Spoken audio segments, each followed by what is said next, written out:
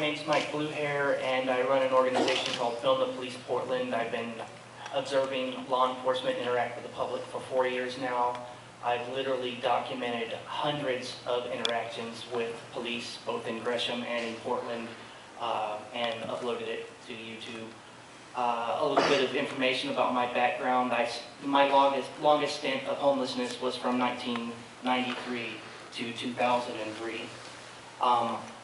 The first time I saw any empathy on you guys' faces up there was when this man started speaking. You guys are doing a lot of doodling when people are speaking. I think you guys need a little bit of empathy training, so I'm going to, share some ideas that might help you. Okay, I would like you tonight to sleep sitting up in a chair and lean your head down. Sleep like that, all right? Try that sometime. I want you to set an alarm and wake yourself up every 4 hours. I want you to wear the same pair of socks for a week. I looked up how much it rains in this area. It's about 160 days a year. So, how about I have your wife or your girlfriend or your lover or your roommate come by and spritz you with a little bit of water every 4 hours when you set your alarm, okay? When you live on the street, you have this constant feeling of harassment. You view law enforcement as somebody who's going to torment you. That's not what they want to do in their heads. I don't believe that. I know quite a few cops that do not want to be social workers. See, you put cops in a precarious position, okay, when you enact laws that force them to mess with homeless people. Okay, I would much rather have Officer Webb over there dealing with directing traffic after an accident so somebody could get American medical response to take care of them. I would much rather have Officer Webb over there taking care of somebody who has been victimized.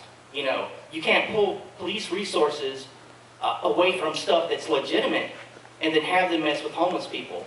So my thoughts are, think about the things I said. I'm not trying to be mean to you guys, but empathy. Okay, homeless people are denied REM sleep constantly. If you don't get dream state, if you can't have at least 8 hours of uninterrupted sleep, you start to literally hallucinate. People perceive homeless people as animals. It's because I'm not homeless anymore, but when I was homeless, I'm always reacting in an animalistic way because I'm sleep deprived. My feet hurt. My back hurts from having to sleep in a chair because there's a no-sit lie ordinance. So, 2 things. Don't waste your police resources and think about empathy, please.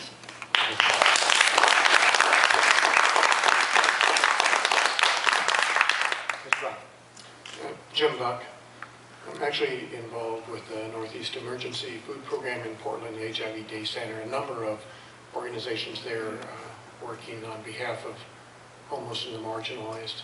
Also a member of St. Henry's Parish in Gresham in support of the day shelter.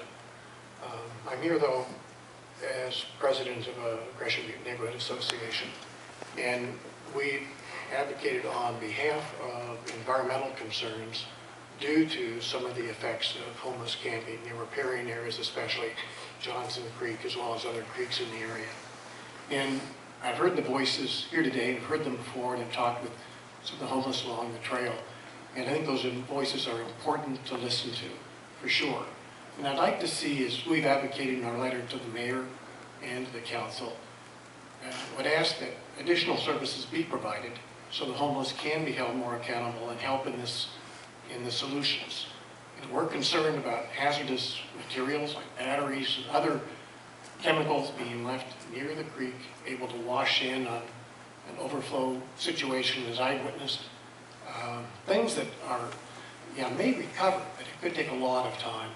And I think there has to be respect for homeless, but the homeless have to respect also this area and the residents and try and come to some agreement, maybe a compact on principles that they'll follow as we offer support to help them.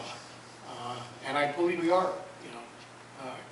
keepers for our brothers and sisters, and I appreciate the help that people are offering to them. And I also coordinate a community garden at St. Henry's, and I've seen the hardware on our shed for tools removed, and the homeless have not taken tools.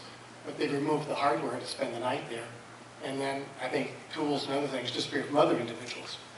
So I think that there has to be respect for people trying to help them as well, and that's not occurring consistently.